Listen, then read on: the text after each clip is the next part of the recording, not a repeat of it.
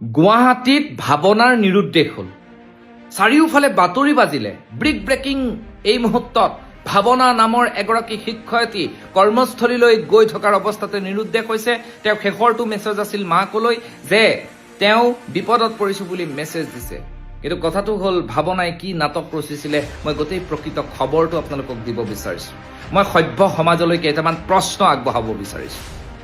যেতিয়াই বাতৰি বাজিল তেতিয়াই অসমৰ যিহেতু আমাৰ মোবাইল হাতে হাতে মোবাইলত ফেচবুক সকলোৱে প্ৰচাৰ কৰিলে যে ভাৱনা নামৰ এগৰাকী শিক্ষয়িত্ৰী নিৰুদ্দেশ হৈছে।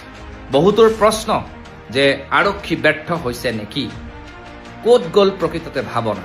ৰেপিডত ঘৰৰ পৰা আহিছিল, ৰাস্তাৰ পৰা অন্তৰ্ধান হ'ল। শেষৰ মেছেজ তাৰ পৰা ক'ৰবাত উত্তৰ গুৱাহাটীত লোকেশ্যন বুলি ক'লে, তাৰ পৰা লাষ্টত গৈ শ্বিলঙত তেওঁ উদ্ধাৰ হ'ল। আপোনালোকৰ হয়তো এটা কাহিনী মনত আছে, এটা সাধু মনত আছে, বাঘ ওলাল বুলি চিঞৰোতে গোটেই মানুহবোৰ আহে। এদিন যেতিয়া বাঘ ওলাল বুলি কওঁতে সেই মানুহবোৰ নাহিল, সেইদিনা সঁচাকৈ বাঘটো ওলালে।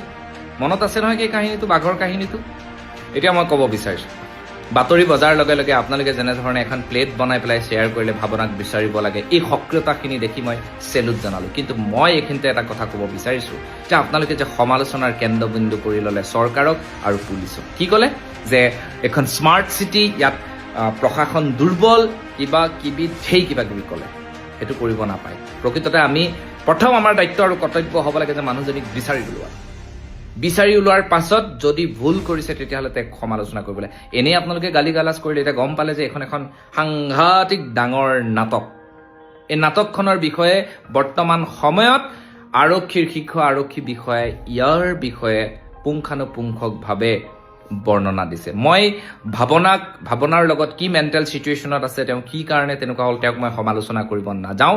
কিন্তু কথাটো হ'ল যে আমাৰ মানুহখিনিয়ে ঘপককৈ যে কিবা এটা কৰি দিয়ে, ঘপককৈ যে সমালোচনাৰ কেন্দ্ৰবিন্দু কৰি দিয়ে, এইটো কথা ঠিক যে আপোনালোক যে ইমান সক্ৰিয় যে মানুহগৰাকীক বিচাৰি ওলাব লাগে, সেইটো খুব ধুনীয়া কথা, ভাল কথা। কিন্তু এইটো আটাইতকৈ দুৰ্ভাগ্যজনক কথা যে আপোনালোকে চৰকাৰক এটেক কৰিলে, কোনোবাই আৰক্ষীক এটেক কৰিলে, কোনোবাই কৈছে গুৱাহাটীত থাকিবই নোৱাৰি, ভয়, চাৰিওফালে ভয়। য়েছ, গুৱাহাটীত বহুত ফল্ট আছে, সেইবোৰ আমি ধৰিব লাগে।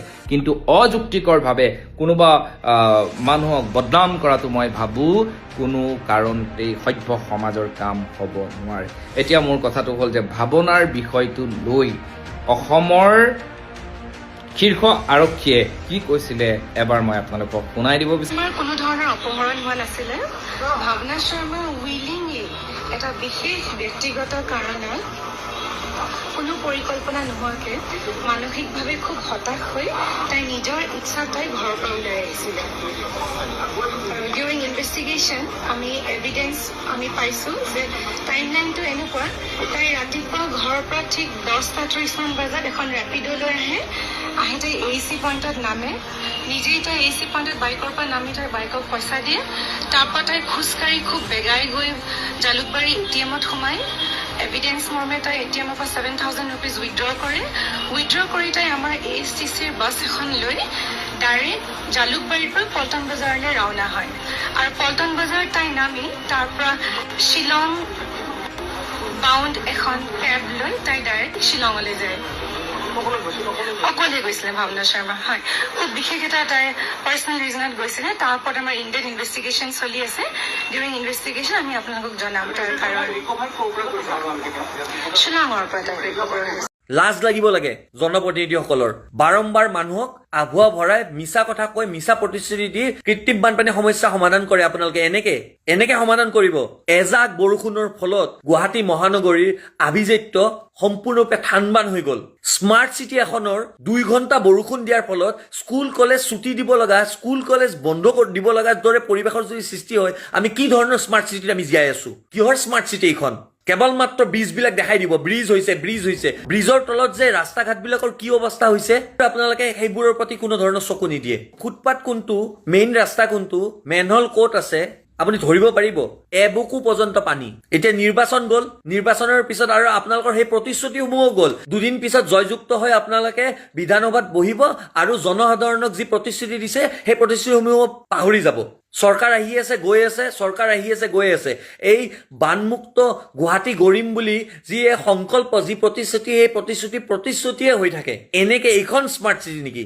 ঠিক আমি এনেকুৱা এখন স্মাৰ্ট চিটিত যদি আছো এখন ঠিক কোনো কাৰণতে গুৱাহাটীখন স্মাৰ্ট চিটি নহয় স্মাৰ্ট চিটি যদি হ'লহেঁতেন এজাক বৰষুণৰ ফলত মানুহ এনেকে মৃত্যুবৰণ কৰিব লগা নহল হয় এজাক বৰষুণৰ ফলত মানুহ এনেকে গৃহবন্দী হ'ব লগা নহলহেঁতেন এজাক বৰষুণৰ ফলত স্কুল কলেজসমূহ ছুটি দিব লগা পৰিস্থিতিৰ সৃষ্টি নহলহেঁতেন ৱাহ উন্নয়ন কিমান উন্নয়ন দেখিছে নাই এজাক বৰষুণৰ ফলত গুৱাহাটীখন মহানগৰে মহাসাগৰে ধৰিব নোৱাৰা হৈ গৈছে এজাক বৰষুণৰ ফলত স্কুল কলেজসমূহ সকলোবোৰ বন্ধ দিব লগা পৰিস্থিতিৰ সৃষ্টি হ'ল এইখনে আমাৰ স্মাৰ্ট চিটি দেখিছে স্মাৰ্ট চিটিৰ বাসিন্দা আমি য'ত এজাক বৰষুণে আমাক য'ৰ মানুহ তাতে ৰখি যাবলৈ বাধ্য কৰাইছে ইফালৰ মানুহ ইফালে যাব নোৱাৰে জালুকবাৰীৰ মানুহ খানাপাৰা যাব নোৱাৰে খানাপাৰাৰ মানুহ চানমাৰী আহিব নোৱাৰে চানমাৰী মানুহ মালিগাঁও যাব নোৱাৰে ধুনীয়া এখন স্মাৰ্ট চিটিত আমি আছো স্মাৰ্ট চিটিত নম্বৰ 1 আমি ভাৰতৰ ভিতৰত স্মাৰ্ট চিটিসমূহৰ ভিতৰত আমি নম্বৰ 1ত আছো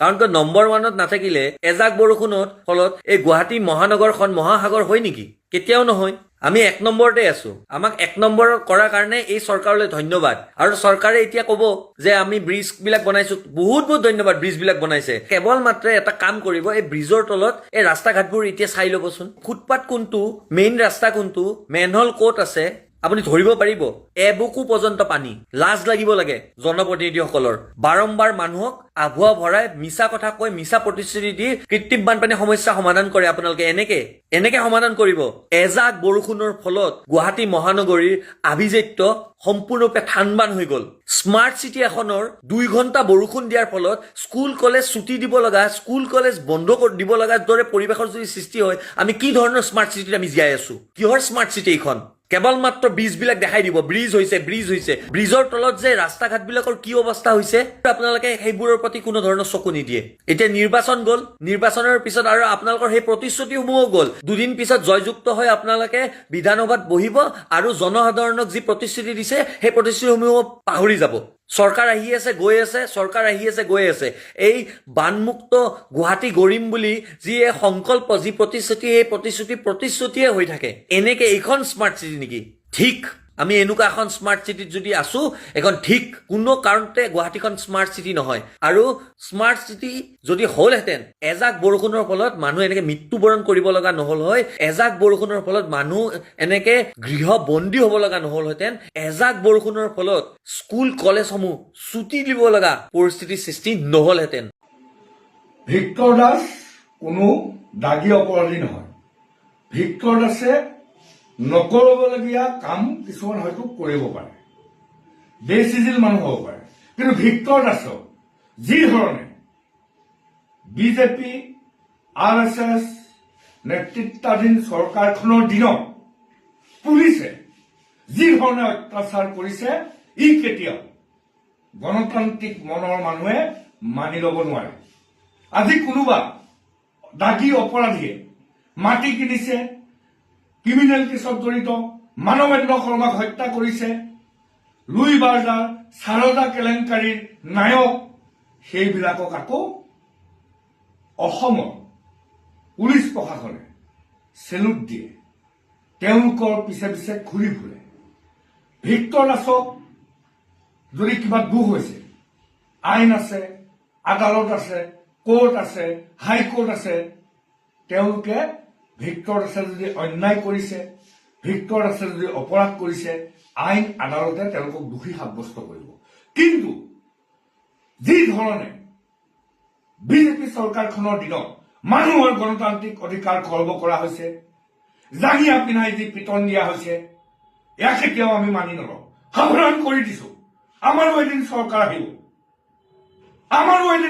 আহিব আপোনালোকৰ বহুত অত্যাচাৰ হৈছে নমস্কাৰ মই মনালিছা গগৈ বৰ্তমান বিজেপিৰ যিসকল মহিলা আছে তেওঁলোকে সকলোতে প্ৰতিবাদ কৰি আছে বিভিন্ন স্থানত প্ৰতিবাদ কৰাৰ কাৰণটো হ'ল যে বিশেষকৈ কংগ্ৰেছ আৰু বিৰোধী দলবিলাকে মহিলাক সুৰক্ষিত কৰাত সুবিধা কৰি নিদিলে মহিলাৰ যিখন প্ৰতিনিধিত্ব কৰাৰ যি সুযোগ পাইছিল 33% সেই আইনখন মানে বিধেয়কখন গৃহীত নকৰিলে, যাৰ কাৰণে মহিলাসকল সদায় পিছ পৰি ৰ'ব। বিজেপিয়ে মহিলাসকলক খুব আগুৱাই নি আছিল আৰু এতিয়া বিৰোধীৰ এই পদক্ষেপটোৰ কাৰণে, বিৰোধীয়ে সেইদিনাখন বিৰোধিতা কৰাৰ কাৰণে, তেওঁলোকে ভোটখিনি নোপোৱাৰ কাৰণে এতিয়া ঘটনাটো হ'বলৈ গৈ আছে যে তেওঁলোক মহিলাসকল এতিয়া ভাৰতবৰ্ষত আৰু আগবাঢ়ি যাব নোৱাৰে। মই আচৰিত হৈছোঁ, বিজেপি যিসকলে নাজানে, নজনাসকলৰ কথাটো বেলেগ, যিসকলে জানে তেওঁলোকেতো সঁচা কথাটো জানে যে 2023 চনৰ 28 ছেপ্টেম্বৰত যিদিনাখন দুয়োখন সদনত সেই বিধেয়কখন, মহিলা সংৰক্ষণৰ 33% সংৰক্ষণৰ বিধেয়কখন গৃহীত হৈছিল আৰু 28 ছেপ্টেম্বৰৰ দিনাখন, যিদিনাখনেই ৰাষ্ট্ৰপতিয়ে স্বাক্ষৰ কৰিছিল, ছিগনেচাৰ কৰাৰ পাছত সেইখন আইন হ'ল। এতিয়া সেইখন লৈ আমি আন্দোলন কৰি লাভ নাই। সমষ্টি বঢ়োৱাৰ কাৰণেহে তেওঁলোকে সেইদিনাখন যি বিধেয়ক গৃহীত কৰিব খুজিছিল বা উত্থাপন কৰিছিল, সেইটো আছিল সমষ্টি বৃদ্ধিৰ কাৰণে। 543টাৰ পৰা তেওঁলোকে 860 কৰিব খুজিছিল, যাৰ যিটোৰ ভেটি আছিল আকৌ 2011 চনৰ লোকপিয়ল, 15 বছৰ আগৰ লোকপিয়ল লৈ তেওঁলোকে সমষ্টি নিৰ্ধাৰণ কৰিব খুজিছিল, সমষ্টি পুনৰ নিৰ্ধাৰণ কৰিব খুজিছিল, বঢ়োৱা কমোৱা কৰিব খুজিছিল, যিটোক বিৰোধীয়ে বিৰোধিতা কৰিছিল। এতিয়া কথা হ'ল, সেই কথাটোকে তেওঁলোকে আচল কথাটো লুকুৱাই যে সেই আইনখন গৃহীত হোৱাৰ পাছতো, আইন বলবৎ হোৱাৰ পাছত, বলবৎ হোৱাই নাছিল, সিদিনা বলবৎ কৰিলে তেওঁলোকে। এতিয়া কিয় তেওঁলোকে নিদিয়ে? অহা যি নিৰ্বাচন আছে, যি ৰাজ্যতেই নহওক বা য'তেই নহওক, তেতিয়াহ'লে 33% ৰিজাৰ্ভেশ্যনটো তেওঁলোকে আৰম্ভ কৰক। এতিয়াতো আইন হৈ গ'ল, গতিকে আৰম্ভ কৰক তেওঁলোকে, কিন্তু সেইটো নকৰে। মই আচৰিত হৈছোঁ যে বিজেপি দলে সেই কথাটোক লৈ তালফাল লগাই আছে, বিজেপিৰ মহিলা সকলে তালফাল লগাই আছে, জ্ঞানী অজ্ঞানী মূৰ্খ যি য'ত আছে সকলোৱে সেই বিষয়টো লৈ তালফাল লগাই আছে। মই এটা কথাত আচৰিত হ'লোঁ যে বিজেপিয়ে এই বিষয়টোত কিয় একেবাৰে মৌন হৈ আছে, যে যিটো দুটা কথা অসমৰ শিক্ষা ব্যৱস্থাৰ ক্ষেত্ৰত দুটা ভয়ংকৰ সিদ্ধান্ত হৈছে, তাৰে এটা হ'ল পৰহি দিনাখন যিটো ওলাইছে যে ড্ৰপ আউট, যিসকলে আধাতে স্কুল এৰিছে, তেওঁলোকক সংখ্যাটো ইমান বাঢ়ি গৈছে অসমৰ ক্ষেত্ৰত যে ৰাষ্ট্ৰীয় যিটো সংখ্যা, পৰিসংখ্যা, তাতকৈ অসমৰ কিছুমান জিলাৰ পৰিসংখ্যা যথেষ্ট বেছি, যিটো কাৰণে তেওঁলোকে হুইচেল বজোৱাৰ কথা কৈছে, যে হুইচেল বজাই ল'ৰা ছোৱালীক স্কুললৈ আনিব লাগে আৰু সেই কামটো কাৰ্যকৰী কৰাৰ নিৰ্দেশনা ইতিমধ্যে জাৰি কৰা হৈছে। আৰু কালি যি নিৰ্দেশনা, সেই নিৰ্দেশনা অনুসৰি যে যিসকল মানুহে ঠিকা ভিত্তিত কলেজবিলাকত পঢ়াই আছে, তেওঁলোকৰ চাকৰিৰ পৰা আঁতৰাই দিব লাগে, আৰু যিসকল আগৰ পৰা আছে, স্থায়ী হিচাপে আছে, তেওঁলোকে পঢ়াব আৰু নতুন নিযুক্তি কলেজত বন্ধ কৰিব লাগে। মানে নতুন আৰু ঠিকাভিত্তিক নিযুক্তি নহয়। যদিও ঠিকাভিত্তিক নিযুক্তি নহয় বুলি কৈছে, আচলতে পাৰ্মানেণ্ট নিযুক্তিয়ে হোৱা নাই বহুদিন ধৰি। কলেজবিলাকত পাৰ্মানেণ্ট নিযুক্তি নোহোৱাৰ কাৰণে বহুতবোৰ কলেজে নিজৰ ল'ৰা ছোৱালীক, মানে ষ্টুডেণ্টখিনিক পঢ়াবৰ কাৰণে যিমানখিনি ছাফিচিয়েণ্ট তেওঁলোকক মেন পাৱাৰ লাগে, সিমানখিনি নথকাৰ কাৰণে তেওঁলোকে এই ঠিকাভিত্তিক শিক্ষক বা প্ৰবক্তাক ল'ব লগা হৈছিল, বা লাইব্ৰেৰিয়ান বা বিভিন্ন পদবীত মানুহ ল'ব লগা হৈছিল। এতিয়া সেইসকলক চাপাই কৰাৰ কথা কৈছে। এই কথাটো বিজেপি, যিসকল বিজেপিততো মহিলা মানুহৰ অভাৱ নাই, মানে মই কংগ্ৰেছ, আমুক বিজেপি, সেইবোৰ বাদ দিয়ক। মহিলাটো অসমত যিমান এই লাষ্ট যে ভোটাৰ লিষ্ট যে ওলাল, তাত পুৰুষ যিমান অসমত মহিলাও সিমানেই। ইমান বেছি ডিফাৰেঞ্চ নাই যে মহিলা বহুত কম বা পুৰুষ বহুত বেছি। গতিকে যিহেতু আমি অৰ্ধেক সংখ্যক মহিলা, যিমান আমি ভোটাৰ আছোঁ, আমাৰ কিয় সেই টেনশ্যনটো হোৱা নাই যে আমাৰ ল'ৰা ছোৱালী, আপোনালোকৰ ল'ৰা ছোৱালীবিলাকৰ কথা কৈছোঁ, আমাৰ ল'ৰা ছোৱালীক লৈ আমাৰ টেনশ্যন হৈছে। আপোনালোকে যে সেই প্ৰতিবাদত নামি আছে, সংৰক্ষণ নহ'ল, আপোনালোকে বিধায়ক হ'ব নোৱাৰিব, আপোনালোকে লোকসভাৰ সাংসদ হ'ব নোৱাৰিব, সেইবিলাক যে মাথা মাৰি আছে, আপোনালোকে আপোনালোকৰ ল'ৰা ছোৱালীকেইটাক যে কলেজলৈ পঠাব নোৱাৰিব, সেই কথাটোত আপোনালোকে কিয় মাথা মৰা নাই? মই সেই কথাটোতহে আচৰিত হৈছোঁ। কাৰণ আপোনালোকৰ ল'ৰা ছোৱালী, মই জানো আপোনালোকৰ MP বিজুলী কলিতা মেধি, আপোনালোকৰ আৰু কোনোবি তেনেকুৱা ধৰণৰ মানুহবিলাকৰ ল'ৰা ছোৱালী হয়তো অসুবিধা নহ'ব পাৰে, কিন্তু বিজেপিৰ হ'ল বুলিয়ে তলৰ কাৰ্যকৰ্তা সকলোৰ এনেকুৱা নদন বদন অৱস্থা নহয় যে তেওঁলোকৰ ল'ৰা ছোৱালীক তেওঁলোকে লাখ লাখ টকা খৰচ কৰি প্ৰাইভেট কলেজত পঢ়াব পাৰিব। গতিকে তেওঁলোকৰ ল'ৰা ছোৱালীক সেই চৰকাৰী ওচৰৰ যি মহাবিদ্যালয় আছে তালৈ পঠাব লাগিব, নহ'লে প্ৰভিন্সিয়েলাইজ প্ৰাদেশিকৃত যি মহাবিদ্যালয় আছে তালৈ পঠাব লাগিব।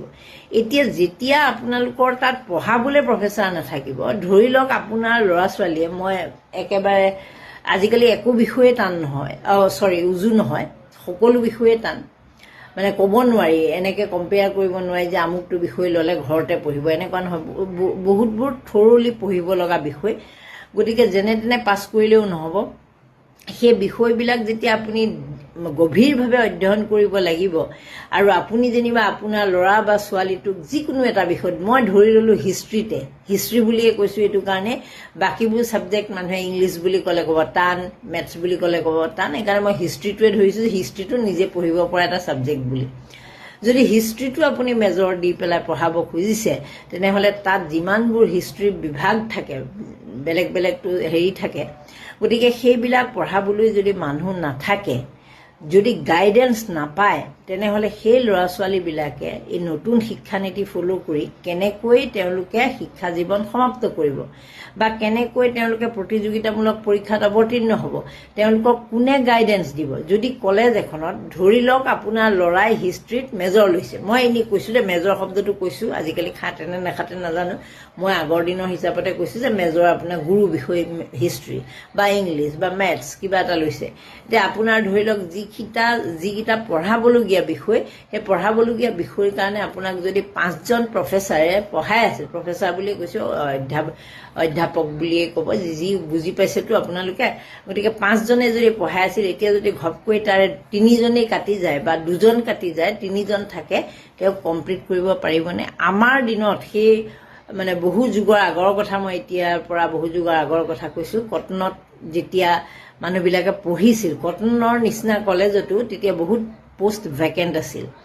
ভেকেণ্ট থকাৰ কাৰণে কিছুমান পেপাৰ পঢ়াবলৈ তেতিয়া মানুহেই নাছিল। এনেকুৱা আছিল যে তেতিয়াতো 6খন পেপাৰ, তাৰপৰা আৰু 3খন এক্সট্ৰা এনেকৈ থাকিছিল, গতিকে সেই 9খন পেপাৰ পঢ়োৱাৰ কাৰণে মানুহ তেতিয়াও নাছিল। তেতিয়াৰ দিনত তেনেকৈ চিকাভিত্তিক কথাবোৰ নাছিল।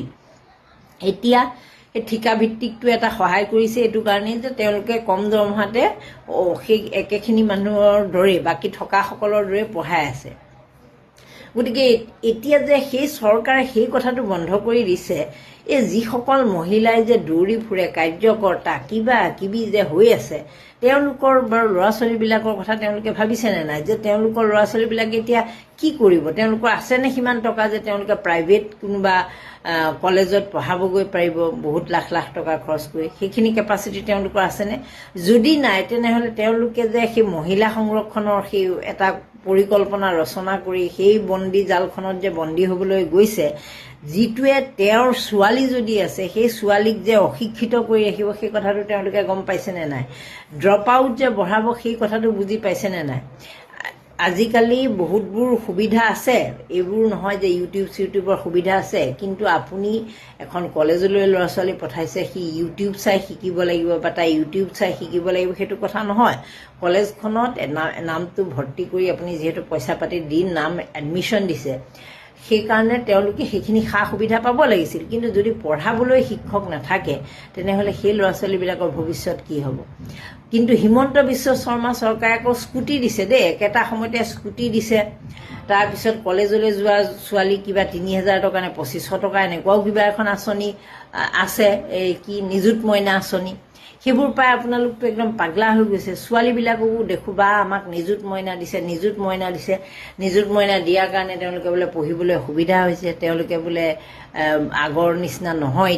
এতিয়া তোমালোকে ঠিক আছে, নিযুত মইনা তোমালোকে কিবা 2,500 নে কিবা টকাটো পাইছা, ঠিক আছে, স্কুটিও পাইছা তোমালোকে, সেইটোও ঠিক আছে, কিন্তু পঢ়াব কোনে?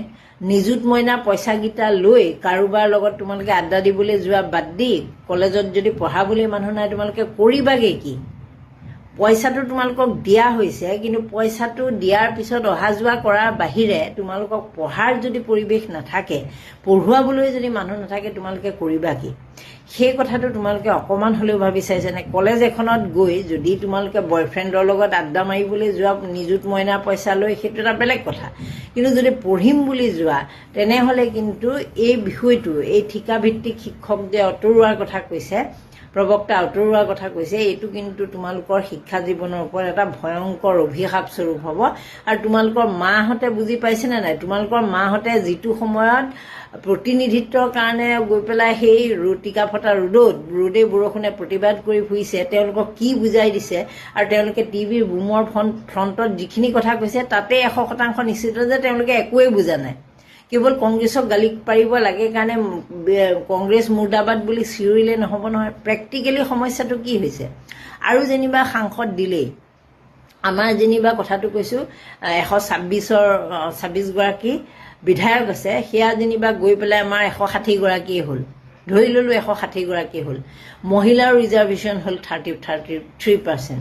কিন্তু আমাৰ সিমান উপযুক্ত মহিলা আছেনে যিসকলক আমি প্ৰাৰ্থিত্ব দি জয়ী কৰাই আনি তেওঁলোকে আমাৰ মানুহৰ হৈ মাত মাতিব পৰা মহিলা কিমানগৰাকী আছে?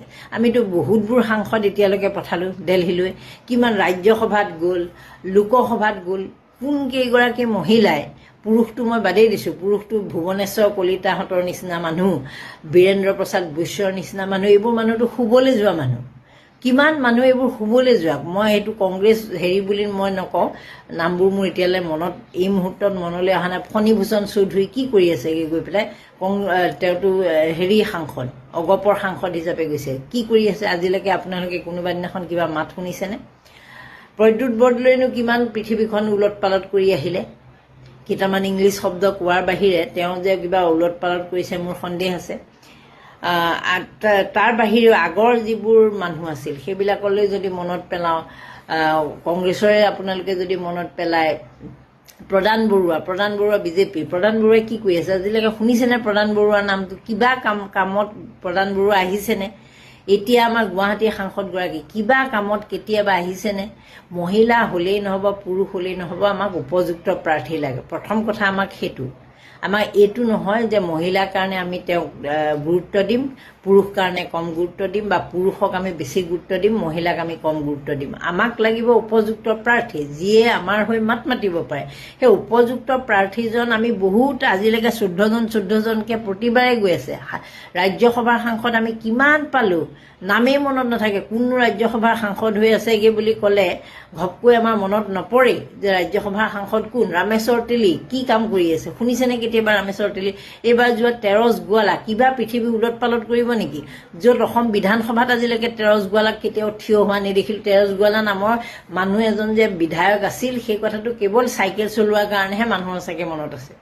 গতিকে এনেধৰণৰ পুৰুষ বা মহিলা বুলি নহয়, উপযুক্ত মানুহ যেতিয়ালৈকে আমি নিৰ্বাচন নকৰিম তেতিয়ালৈকে এই যে প্ৰবক্তা খেদাৰ যি এতিয়া অভিযান চলিছে, এনেকুৱা ধৰণৰ অদ্ভুত সিদ্ধান্ত আপোনাৰ মূৰৰ ওপৰত জাপি দিব, যিবিলাকে আমাৰ ভৱিষ্যত প্ৰজন্মক কেতিয়াও মানৱ সম্পদ হ'বলৈ নিদিয়ে। চাপ সৃষ্টি কৰি সিহঁতক কলিতে মৰহি যোৱাৰ ব্যৱস্থা কৰিব। যিবোৰ অধপাতে যোৱা ল'ৰা ছোৱালী সিহঁতে ভালেই পাব, আধাতে স্কুল এৰিব, ছোৱালী বিয়া হৈ গুচি যাব, ল'ৰাইও আধাতে যা আজিকালি প্ৰফেচাৰ নাই, কলেজত পঢ়াবলৈ নাই বুলি বাদ দিব, সেই ড্ৰপ আউট বাঢ়িব। কিন্তু যিসকল সঁচাকৈ মেধা, যিসকলৰ শিকাৰ প্ৰতি আগ্ৰহ আছে, তেওঁলোকৰ কি হ'ব আপোনালোকে ভাবকচোন। তেওঁলোকক মাক দেউতাকে ইমান হাজাৰ টকা দি নোটছ কিনি দিব নোৱাৰিব, ইমানখিনি কিতাপ কিনি দিব নোৱাৰিব, সিমানখিনি তেওঁলোকে টিউশ্যন দিব নোৱাৰিব।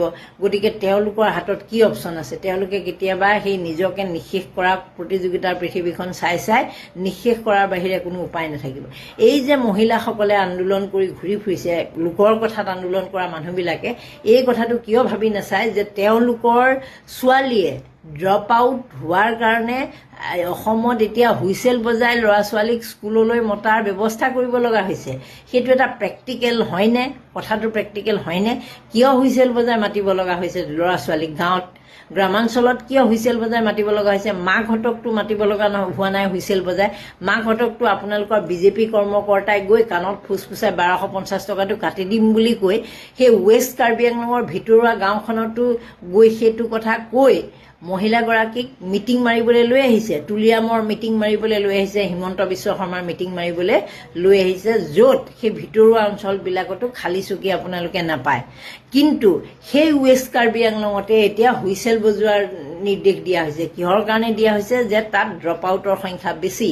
কিয় সেইবোৰ মাকবিলাকক, যাক হুইচেল বজাই আপোনালোকে মিটিঙলৈ মাতিবলৈ হুইচেল নবজায় আপোনালোকে মিটিঙলৈ আহিবলৈ বাধ্য কৰে যে 1250 টকা নিদিম, তহঁতে মিটিঙলৈ যাব লাগিব, তুলিয়ামৰ মিটিঙলৈ যাব লাগিব, হিমন্ত বিশ্ব শৰ্মাৰ মিটিঙলৈ যাব লাগিব।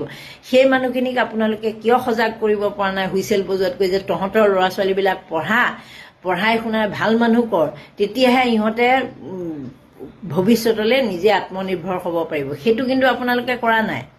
আপোনালোকে কৰিবলৈও ইচ্ছা নকৰে, নিজেতো ধ্বংস হৈছে, ল'ৰা ছোৱালীক ধ্বংস কৰিছে, মাকহঁতকো ধ্বংস কৰিছে। যিবোৰ বুৰ্বক মাক সেইসোপাতো ধ্বংস হ'ল। যি অলপ সচেতন সিহঁতে লিডাৰ হোৱাৰ আশাত সেই কিবা আপোনাৰ জিলা পৰিষদৰ সদস্য হ'ব, পঞ্চায়তৰ হ'ব, গা ঘেলাই ক'ৰবালৈ যাব পাৰিব। এই ধৰণৰ কিছুমানৰ ধান্দা, মহিলা হ'লেও মই মহিলাকেই কৈছোঁ বাৰু, তেনেকুৱা ধৰণৰ কিছুমান মানুহ আছে, যিটো কাৰণে আচলতে মহিলাসকলক ভুল পথে পৰিচালিত কৰি আছে। মহিলাসকলে নিজৰ লক্ষ্য আৰু উদ্দেশ্যবোৰ পাহৰি গৈছে। যিসকল লিডাৰ থাকে, লিডাৰসকলক সকলো লিডাৰে নহয়, বহুতবোৰ লিডাৰৰ কথা হ'ল যে তেওঁলোকে নিজকে বিধায়িকা বনাব লাগে, নিজকে কিবা চেয়াৰমেন বনাব লাগে। সেইকাৰণে তেওঁলোকে লম্ফ জম্ফ কৰি আপোনালোকক, সেইদিনাখন গুৱাহাটীখিনিতো সেয়াই উদ্দেশ্য। আগফালে যোৱা যিসকলে লিড লৈ আছে তেওঁলোকৰ উদ্দেশ্য কোনোবা বিধায়িকা হ'বলৈ টিকেট নাপালে, কোনোবাই কিবা চৰকাৰ আহিলে চেয়াৰমেন পাব নেকি, ক'ৰবাত কিবা পাব নেকি, সেই ধৰণৰ উদ্দেশ্য লৈ তেওঁলোকে আপোনালোকক খটুৱাইছে। কিন্তু তেওঁলোকে সেই মহিলাসকলে কোনোবা দিনাখন আপোনালোকৰ ল'ৰা ছোৱালীক খবৰ লৈছেনে যে আপোনালোকৰ ল'ৰা ছোৱালী কোনোবা স্কুললৈ নোযোৱাকৈ আছে নেকি? আপোনালোকৰ ল'ৰা ছোৱালী এই যে চৰকাৰে সিদ্ধান্তটো ল'লে, প্ৰবক্তা ছাটাই অভিযানৰ যে সিদ্ধান্তটো ল'লে, এতিয়া আপোনালোকৰ ল'ৰা ছোৱালী পঢ়াত অসুবিধা নহ'বনে? সেই কথাটো কেতিয়াবা আপোনালোকক প্ৰশ্ন কৰিছেনে? তেওঁলোকে যদি কেতিয়াবা আপোনালোকৰ খবৰ লৈছে, কেৱল সেই মিটিঙৰ নামত মানুহ অনাৰ কাৰণে খবৰ লৈছে। মনত ৰাখিব, 1250 টকাটো কাটিম বুলি খবৰ লৈছে, বেলেগ তেওঁলোকৰ একো স্বাৰ্থ নাই। আৰু সেই মহিলাসকলে কেৱল ক্ষমতাৰ কাৰণে একো পৃথিৱীখন ৰদ বদল কৰি নেপেলায়, তেওঁলোকে নাভাবিবই। মানে সাংসদ বিধায়ক হ'লেই নহ'ব, তেওঁলোকৰ কাৰ্যক্ষমতা, তেওঁলোকৰ দক্ষতা, তেওঁলোকে কি প্ৰশ্নৰে ব্যতিব্যস্ত কৰিব পাৰে, কি প্ৰশ্ন কৰি তেওঁলোকে আমালৈ সুযোগ আনিব পাৰে, আমাৰ সুবিধা কৰিব পাৰে, সেইটো আটাইতকৈ ডাঙৰ প্ৰশ্ন।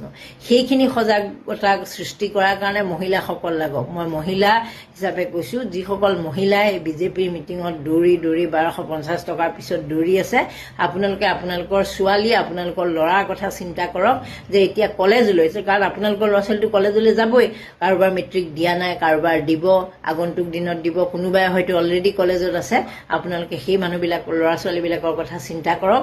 আপোনাৰ ল'ৰা বা ছোৱালী আহি পেলাই আপোনাক ক'ব যে মা তই বিজেপিৰ মিটিং মাৰি ঘূৰি ফুৰিছ, এই চৰকাৰে কিন্তু আমাক এনেকুৱা কৰিছে জাননে, আমাৰ 5জন ছাৰ আছিল বা 5গৰাকী বাইদেউ আছিল, কালিলৈৰ পৰা 3গৰাকী নাহে, এতিয়া 2গৰাকীয়ে পঢ়াব লাগিব, আমি কি কৰিম?